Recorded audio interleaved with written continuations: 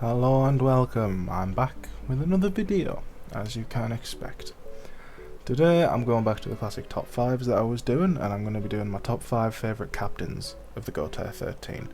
I'm going to try and keep this from the ones at the start of the series, rather than going into the ones at the end of the series and in the Hell chapter and such. I'll keep it strictly from the Soul Society. Obviously I'll talk about stuff that happens outside of the Soul Society arc, but the captains I'm picking from specifically are from the Soul Society, because those other characters I plan to talk about in future videos, and I don't want to repeat myself more than I already am. But I'll keep the intro short. If you like it, subscribe. If you like it, comment. Any form of engagement, I really don't mind. We'll jump right into the video. Number 5, the captain of the 7th Division, Sajin Komamura. Now, Captain Komamura, along with a couple other characters on this list, I believe, were criminally underused in this series. Yeah, they had a few fights and a few moments, but throughout the entire series, they're essentially on the back seat, which is fair enough, it's not their show. But Captain Komamura was special in the fact of all the court guards, he was probably the most loyal to the head captain, because the head captain gave him a home when he was an outcast. Showed him how to battle as a Shinigami, and Captain Komamura had a level of respect for the head captain that no one else did. Now, winning a battle, Captain Komamura is ferocious and fierce, exactly how he looks. He's a massive wolf man, but outside of it, when it comes to the day-to-day, he's probably one of the kindest, most caring captains. He's incredibly considerate to people's feelings, and he doesn't give off the demeanour of a beast whatsoever. But outside of being a considerate person, Komamura's true passion is justice and upholding the law of Soul Society, and he does so with his Zanpakuto, Tenken. Now, his Shikai form allows him to summon giant limbs from what we know is his Bankai form. He can summon the arm with sword, he can summon legs, arms, hands, such, and that's his Shikai. It's very powerful Shikai, as it takes straight from the Bankai. Now, why is Shikai, I think, is underused, a lot more underused than it should be. His Bankai, Kokujo Tengen Myoto, he's a Bankai spammer. He uses it pretty much every fight he's in. And what Kokujo Tengen Myoto is a giant armoured samurai with a large sword in his hand that Komamura essentially pilots with his own movements. And he is so connected to his Zanpakuto that they are one and the same. It follows his movements. If his Bankai takes damage, he takes damage. If he takes damage, his Bankai takes damage. All in all, it's very simple, yet the sheer scale of it makes it one of the best Zanpakuto, in my personal opinion. Of course, Komamura's story doesn't end very well. He performs the Jinka no Jutsu on himself to make himself immortal, to take revenge on Yuhaba for killing head captain Yamamoto. And revenge is a big part of Komamura's backstory, because Tosen, the former captain, his friend, was set on a path of revenge, and he saw how it teared him apart. But Komamura walked the path anyway, performed the Jinka no Jutsu, removed his own heart and became immortal, taking on a humanoid appearance instead. His Bankai changed from the normal Kokujo Tengen Myo to Kokujo Tengen Myo Dangai Joe, stripping him of all his armour because he no longer needs it. Any physical damage he takes can be healed. And he walks the path of revenge, and in the end is turned into a simple dog. No speech, no ability to fight. His ending is tragic. Number 4, Captain of the 6th Division, Byakuya Kuchiki. Byakuya. Not a lot can be said about him that hasn't been said a million times. He's probably the most prevalent captain throughout the entire series, so I'll keep it brief. We all know him in the Soul Society arc because he's very cruel and stuck up, because he's going to execute his own sister just to uphold the law. I mean, of course, we find out he doesn't want to, but he believes the law of the Soul Society is absolute, and that if he can defy it, then why should anyone even listen to it? Of course, he's an honourable captain, and he's very well respected and powerful, of course. He probably gets into the fights more than any other captain. Maybe Kenpachi beats him out, I'm not too sure. But we do know he's probably top 5 strongest captains in 13 Court Guard squads. And that is no small fact to his Zanpakuto, Senbon Zakura, which allows him to scatter his blade into 1,000 tiny blades that fly like cherry petals towards people and rip them to shreds. Now, I've talked about his Bankai, Senbon Zakura Kageyoshi, in a previous video, so go watch that if you want more details. We know that it essentially triples the amount of blades that he summons, and he can again control them all with his hands to make them move faster, or without his hands and they don't move as fast. But Byakuya's Bankai is a very powerful one.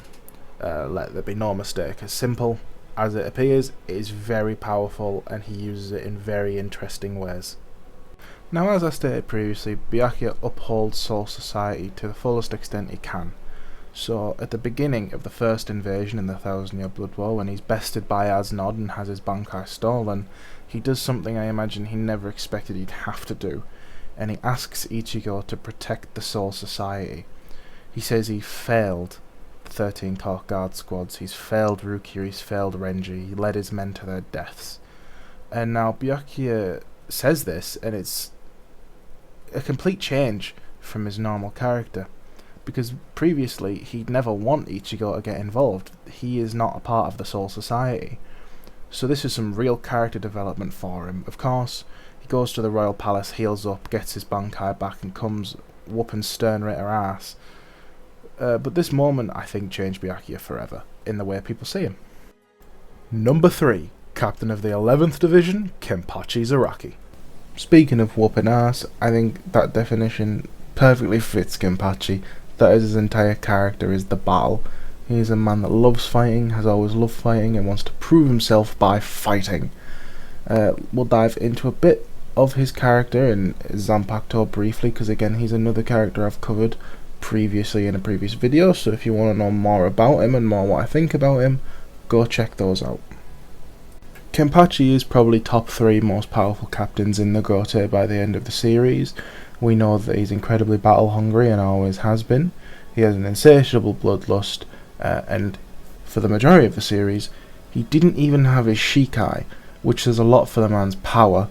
He didn't have a Shikai, yet he had so much wrath, strength and spiritual pressure, he had to wear his eye patch to conceal it, so he didn't, kill everyone around him, and so he could hold back and enjoy the fight more. He's a person who will hold himself back and purposefully get beat up just to enjoy the fight. Now, Kenpachi in itself is not a name, it's a title given to the strongest Shinigami of the generation. Well, obviously we know the first Kenpachi was Retsu Unohana, who Kenpachi Zaraki fought as a child and was stronger then. Of course, the battle led to Kenpachi suppressing himself so he could enjoy fights more, which in the 1,000-year Blood War was resolved. But as a character, he's relatively simple. When Kenpachi's on screen, there's going to be a fight. That's kind of how he works. But I'll dive briefly into his Zanpakuto, because there's not a lot to say, and I did go a bit further into it in a previous video, as I stated before. His Zanpakuto is called Nozarashi. When unleashed, it turns into a massive meat cleaver that Kenpachi holds over his shoulder, and it is stated by Kenpachi that there's nothing he can't cut. Now, whether the ability of Nozarashi is to cut through anything, or that's just a flex of strength from Kenpachi, is unknown. And his Bankai is nameless. It turns his skin red and gives him a devil-like appearance, shattering the meat cleaver into a broken version of itself. And in the brief time we saw his Bankai in the fight with Gerard Valkyrie, he was shown to be able to rip the arm off the Stern Ritter with his teeth, push him, slice him in half, all with relative ease. Of course, the strength of his Bankai was too much for his body to handle, and eventually it split him in two. But I put Kenpachi on the list because personally I love him, and I think most Bleach fans love Kenpachi because of he's just awesome and he kicks ass all the time. So that's why he's in the number 3 spot on my list. Number 2, the former captain of the 8th Division and the current head captain of the Gotei 13, Shunsui Kyoraku. Now, Shunsui easily makes it to my number 2 spot, not just because he is by far the best dressed captain in the entire series, but also his personality. He's incredibly chill, he's incredibly laid back, fun loving, but considering how long he's actually been in the Gotei and who was his mentor, it's quite surprising, because he was brought up by head captain Yamamoto, who was very much a hard ass. It's surprising that Shunsui has this carefree demeanour, but he's not entirely docile. You'll find out he's very cunning and deceptive. As stated, contrasting his laid back and carefree demeanour in the day-to-day, in battle Shunsui is a different beast. He'll use any tactic necessary to win, because as he states in his battle with Stark, when you begin a fight, both sides are evil. Shunsui's Zanpakuto is an interesting one. His Shikai has the ability to turn children's games into reality. It's called Katen Kyokotsu.